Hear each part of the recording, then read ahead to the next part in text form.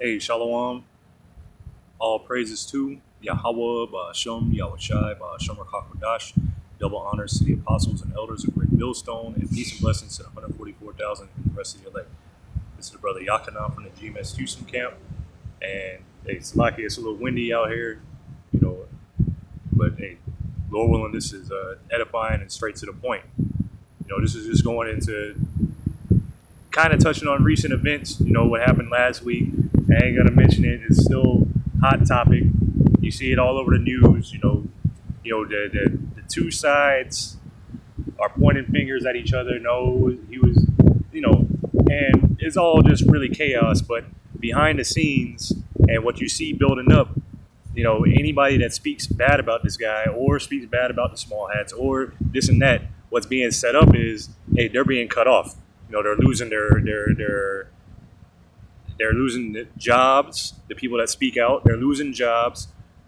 They're losing their if they're in university or anything like that, they're losing. How do you say it? They're losing their enrollment. They're being kicked out of the colleges and whatnot. And for a place that's founded on free speech, and as hypocritical as this place is, you're seeing this stuff happen. So I'm gonna go ahead and jump. This is Revelation chapter 3 and verse 11. And I beheld another beast coming up out of the earth. Now this is, you read Daniel 7. This is a part of that fourth beast, the Roman Empire. And this is, going into that Roman Empire, one of the little horns that popped up, which represents Babylon the Great, which, this land here, named after Amerigo Vespucci, and trying to speak in code, but, this is that revived fourth beast, the Roman Empire revived, this is Mystery Babylon, America, in other words, who's headed over by Esau Edom, who's the so-called red man, who's the so-called wicked in the earth, the so-called white man. So this is Revelation, dang it. So like Revelation chapter 13 and verse 11, and I beheld another beast coming up out of the earth, and he had two horns like a lamb. Now this is representing a two-party system.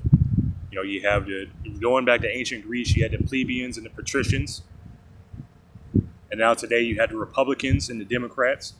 Going to a two-party system, and as a lamb, as the two horns like a lamb is really a docile creature, and this is how Babylon the Great has come off. Like a two-party system. It's all about peace, this and that, whatever. We're here to help you. We're the police of the world. We're here to help the world. But meanwhile, and he spake as a dragon. So meanwhile, while it's pretending to be a lamb, it's really a dragon. Really coming out speaking as a dragon. Through it's going back to Draco, through his harsh measures. Draco. An Athenian lawgiver who's basically, if you broke any law from the most minute law, it was punishable by death. So this is this devil here, through its laws, legislations, everything in that, it's like a dragon. It's harsh. It's wicked. But that's what do you expect from the devil, though? You expect him to be kind? You expect him to? No, he's going to come at you with kindness and then have poison behind him, or poison in his teeth, or a dagger behind his back to stab you. This is how this devil is coming. And now in these days, you're seeing this so-called lamb speaking as a dragon. Because through its measures. So I had here. This is I just put in there speaking against Charlie, and I'm not going to go into any articles or anything like that. I'm just going to read what's popping up on Google. It says the top stories, firings over callous remarks on the killing sparks debate on limits of free speech. So, and a lot of people I've seen, like, they just quoting what he said, and they're getting fired for that, and it,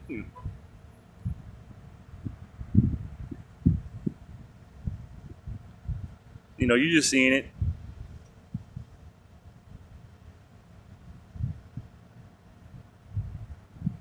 You're losing followers, this and that, whatever. And people are leaving their churches because they didn't mention this guy. But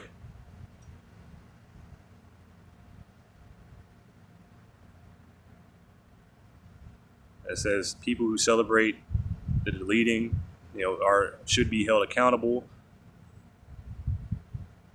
And this is what I'm getting at, is this is used as an opportunity to down the line come after the Israelites, because this is what Esau Edom wants his birthright back.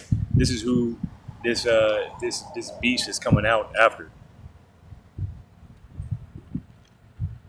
But that's enough of that. I ain't gonna go much into that. And here I had Ordo ab Chao. This is Ordo ab Chao is a Latin phrase meaning order out of chaos. And I ain't worried about that. It is the motto of the 33rd degree Freemasonry, representing the idea that order can arise from disorder. So, meanwhile, behind the scenes, what I'm getting at is, one side is pointing the finger at the guy that did this. One side is pointing the finger, oh no, he's left. The other side is saying he's right. This, that, whatever, and it's making a bunch of confusion. You have people saying, oh, we had nothing to do with it, and it's like nobody asked you. But this is for the elites to usher in, something bigger. That's all. There's order from chaos. So the chaos is, hey, you don't know what happened. The guy got murdered. And then from that, when the dust settles, now your free speech is further limited. Things like that. Now you can't speak out of certain things. Now your search history is looked at. Now what you're doing is all looked at. Now we got to look at everybody, which they've already been doing. If you've been watching, looking at the databases, looking at Palantir, this or that, all this is being set up. This is already being put into place. But now, you're seeing it, moving into action. They got a goal in mind.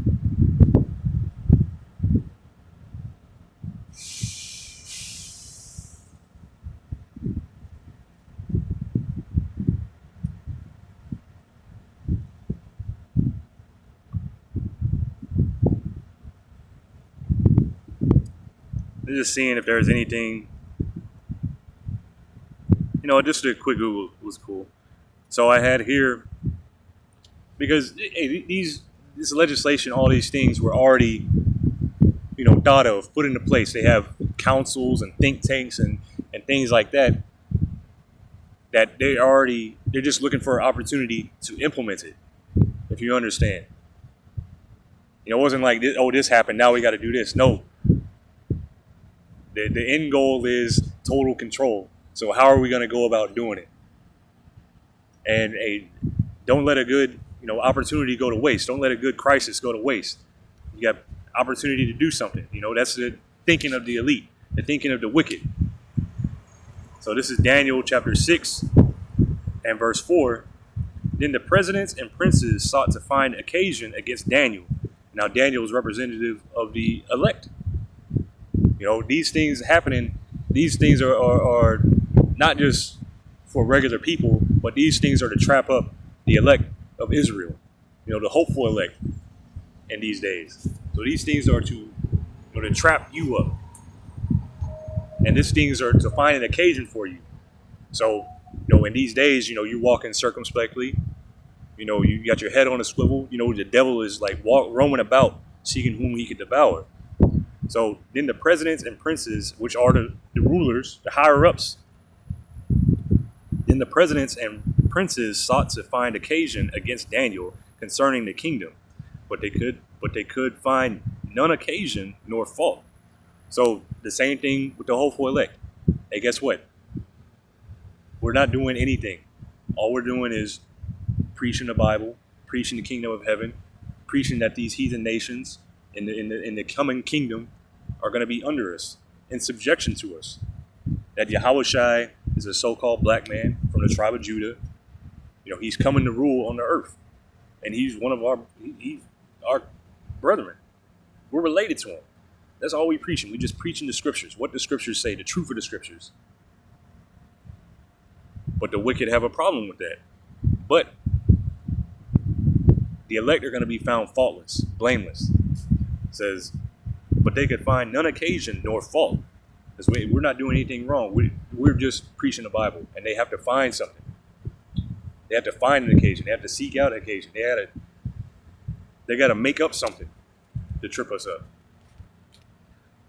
Nor fault, for as much as he was faithful, neither was there any error or fault found in him. So they couldn't find anything going off on him. The same thing with us today. And we're not doing nothing. Just preaching the Bible. Then said these men, we shall not find any occasion against Daniel, except we find it against him concerning the law of his God. So what are they doing? They looking to trip him up.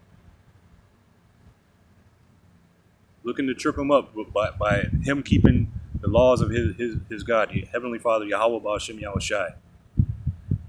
Then these presidents and princes assembled together to the king, and said thus unto him, King Darius, live forever. All the presidents of the kingdom, and the governors and the princes, the counselors and the captains have consulted together to establish a royal statute, and to make firm decree, that whosoever shall ask a petition of any god or man for 30 days, save of thee, O king, he shall be cast into the den of lions. So they set this up. Hey, whoever's gonna pray to their God, anything like that, hey, they gotta,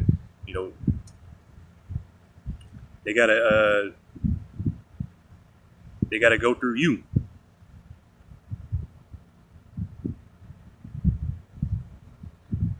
And this is something they prescribed to trip up Daniel. They did all this just to get Daniel. Now, O king, establish the decree, and that sounds ridiculous. What I'm speaking of now. The things that are being set up, limited free speech. People are getting fired for speaking out against, so-and-so. Doing this, stating their opinion. Or stating biblical facts. But they're doing all this, making it a law that's going to affect everybody to get one person. So these things that are being set up is a wide net. These things are going to affect everybody here in Babylon the Great. Your visas revoked. Losing your job, not being able to go to school, your livelihood cut off. These is a wide net. And it's going to catch a lot of people, but this is for the Israelites. Now, O king, establish the decree and sign the writing that it be not changed according to the law of the Medes and Persians, which altereth not. Wherefore King Darius signed the writing and decree. Verse 10, now when Daniel knew that the writing was signed, he went into his house, and his windows being open in his chambers toward Jerusalem, he kneeled upon his knees 3 times a day and prayed and gave thanks before his power, as he did aforetime. So guess what? Daniel, he's staying the same. I'm still going to pray to my power. I'm still going to pray to Yahweh. Even though they made it illegal, and guess what? I ain't obeying that. The same thing, with the same thing with Azariah, Hananiah, and Mishael. When they were thrown into the furnace, they told them, "Hey, bow down to our gods, or else you're gonna die, or we're gonna throw you in the furnace." And they said, "Look, in this, we're not listening to you on this. Throw us in the furnace." So Daniel in that same mindset, but I'm still gonna pray to Yahweh. And the same thing with us in these days. Hey, we're still going to pray to Yahweh Ba'ashem Yahushai, give praises to Yahweh and his son Yahushai. No matter what they say. What they do, they're going to throw us in prison, hang us, lynch us, set us on fire, cut our heads off, whatever they're going to do. We're still going to praise Yahweh Ba'ashem Yahushai. And guess what? In that, we can be brought back to life. We're going to receive new bodies. We'll be brought back to life. We were raised from the dead. It don't matter what you do to us. Verse 11, then these men assembled and found Daniel praying and making supplication before his power. Then they came near and spake before the king concerning the king's decree. Hast thou not signed a decree that every man shall ask a petition of any god, or that every man that shall ask a petition of any god or man within 30 days, save of thee, O king, shall be cast into the den of lions? The king answered and said, the thing is true according to the law of the Medes and Persians, which altereth not. So I'm gonna jump down. It says here. Well, I'm gonna read this verse. Then answered they and said before the king, that Daniel, which is of the children of the captivity of Judah, regardeth not thee, O king, nor the decree that thou hast signed, but maketh his petition 3 times a day. So they spying on him. Look at what he's doing. Oh, look, he's still praying to his God. We made it illegal. Look, he's still doing it. He's not listening to you.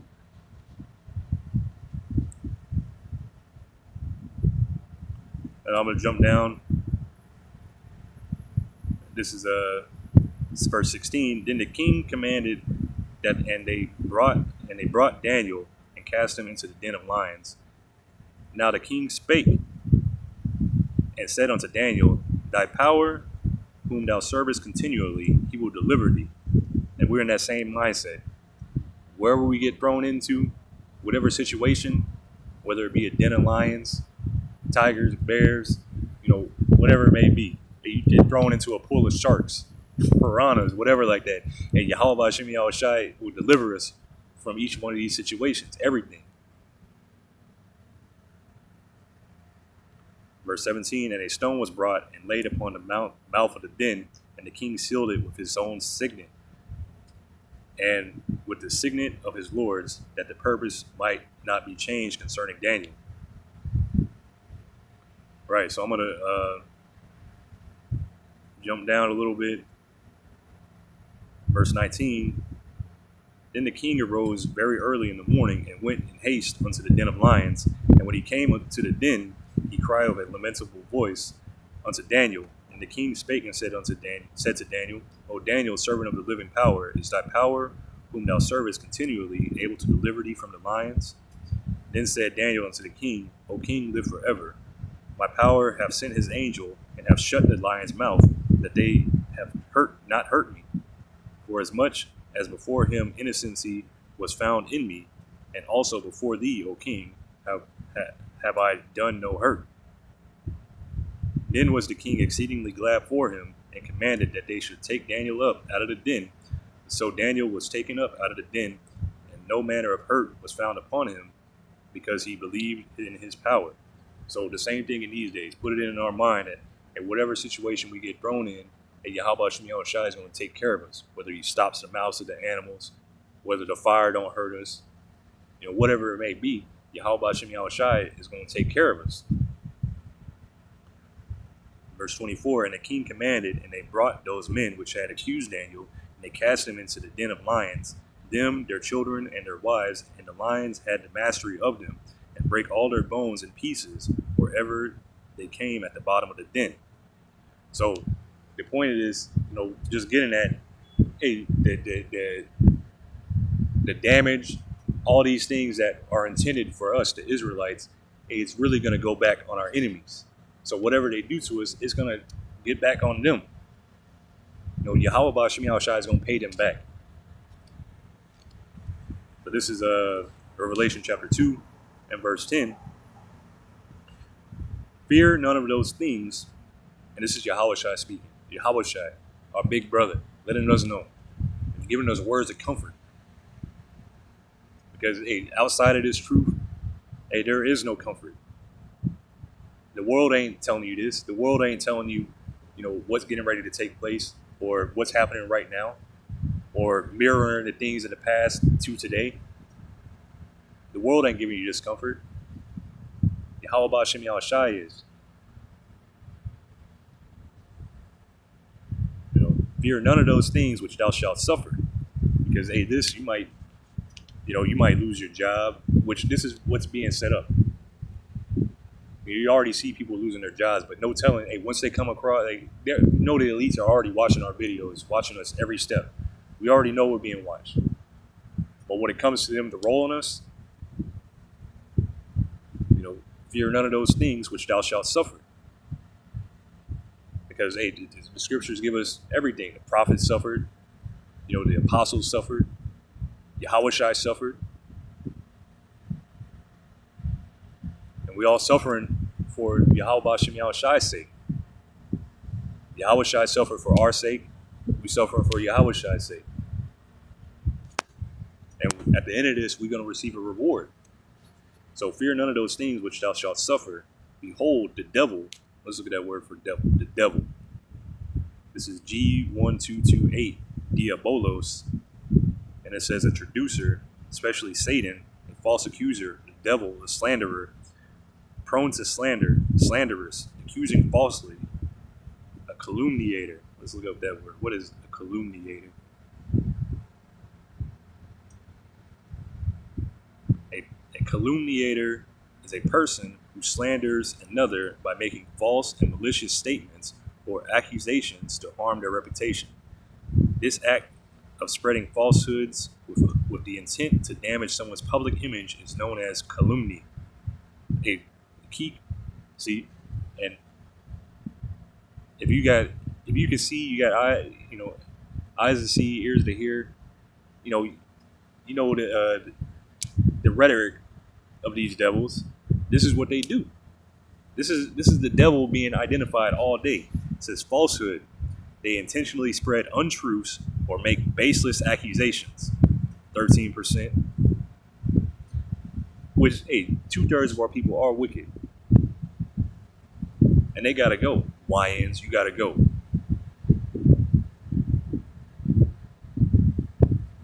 Falsehood. They intentionally spread untruths, make baseless accusations.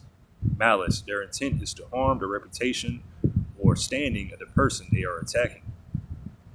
So, hey, look in Daniel's case. Hey, he wasn't doing anything. He was serving Yahweh Shem Yahushua. He's in captivity. What's he doing against the king? He's not doing anything.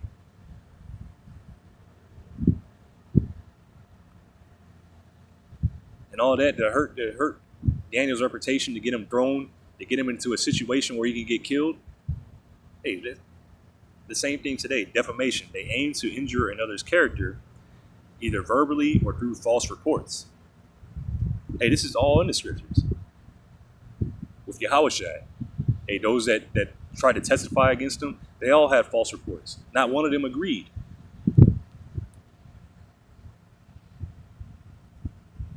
A rival spreading rumors to damage a person's career or social standing. An accuser making a false claim of a crime with no evidence. Maliciously repeating false stories to discredit someone's achievements or motives. And that's an interesting word. I'm gonna leave that up. So, back again, diabolos says metaphorically applied to a man who, by opposing the cause of the Most High, Yahweh Shem Yahushua, reminds me of the 2 Thessalonians, the 2nd chapter, who opposing the Most High, set himself up to be the Most High, may be said to act the part of the devil or to side with him. So this is a man that's playing the part of the devil here on earth. So Revelation 2 and verse 10, fear none of those things which thou shalt suffer. Behold, the devil shall cast some of you into prison. And the devil, Satan is a spirit. He can't throw you in prison. A spirit can't physically put you in prison. No, people do this. No-knock raids, whatever they may be. Waking you up at 3, 4 a.m. Stopping you in a checkpoint or coming to your job, whatever it may be. Hey, this devil is going to come and possibly throw you into prison. Because we don't know, when the time to come, we don't know where we're going to be. We don't know the situation that we're going to be in, but we do know that Yahweh Shem Yahushua is going to lead us and guide us and save us through every situation that we get into. So, behold, the devil shall cast some of you into prison that ye may be tried. Because this is a trial. This is a test of our faith. And the elect, they're going to come out like fine gold. This is G3985 Paraizo. It says an endeavor Let's look at that. Endeavor can refer to the act of making a determined effort to achieve a goal or a company that represents a talent.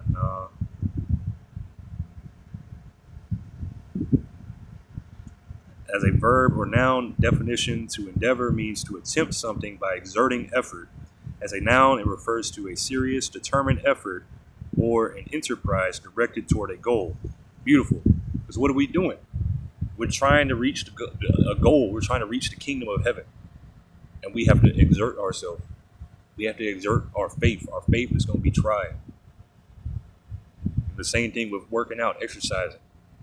You want to get stronger. You want to endure more. Guess what? You have to exert yourself. You have to endeavor. You got to fight. And the fight is in your mind, in your spirit.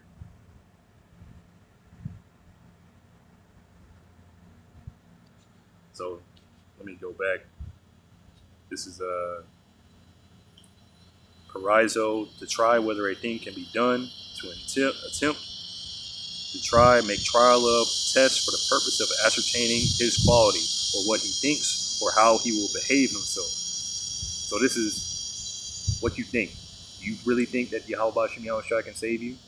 Are you going to behave in a way of somebody that knows Yahweh Shem Yahushua is going to save them? Are you a quality Israelite? So again, Revelation 2 and verse 10. Fear none of those things which thou shalt suffer. Behold, the devil shall cast some of you into prison, that ye may be tried. And ye shall have tribulation 10 days. Just a period of time. You don't know how long. It ain't going to be forever. It's a finite period of time, but the exact time, you don't know. Be thou faithful, you shall have tribulation. Let's look at that word for tribulation real quick. So I'm looking up all these words. This is G2347, thalipsis. It says pressure, afflicted, anguish, burden, persecution, tribulation, trouble, a pressing together, pressure. That's beautiful. Oppression, affliction, tribulation, distress, straits. So if you be impressed, the same thing with oil, you got to press the olives to get the oil out. With stones, precious stones just ain't created. It's got to have pressure, heat.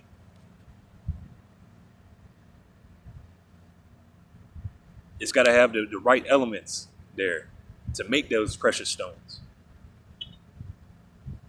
And I was doing some reading, and doing some reading on the precious stones, different ones, like especially the ones that are on the priest's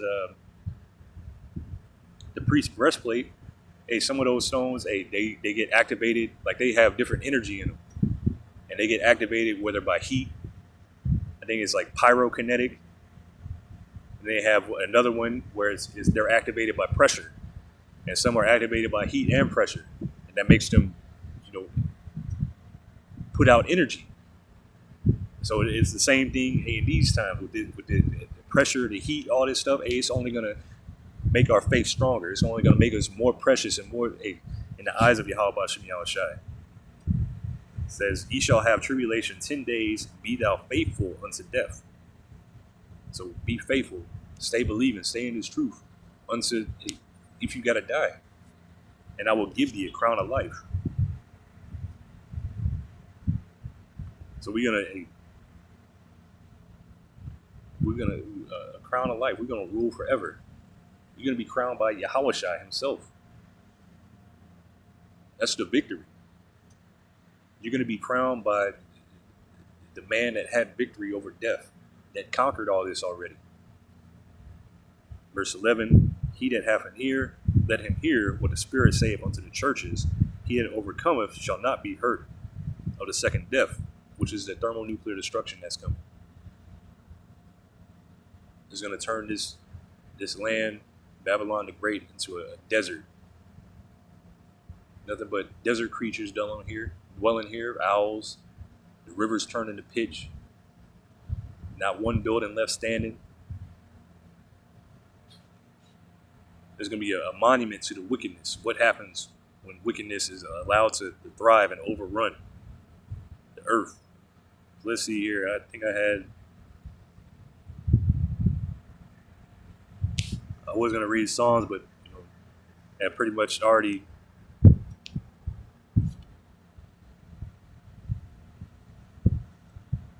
made the point, because hey, this devil's going to be taken in his own snare that he's trying to set up. So this is Mark chapter 10 and verse 28. Then Peter began to say unto him, Lo, we have left all and have followed thee. So the same thing in these days, we're giving up everything, families, houses, jobs, everything. So we already prepared in our mind, like we ain't worried about this devil, canceling us, because we eventually gonna be canceled anyway.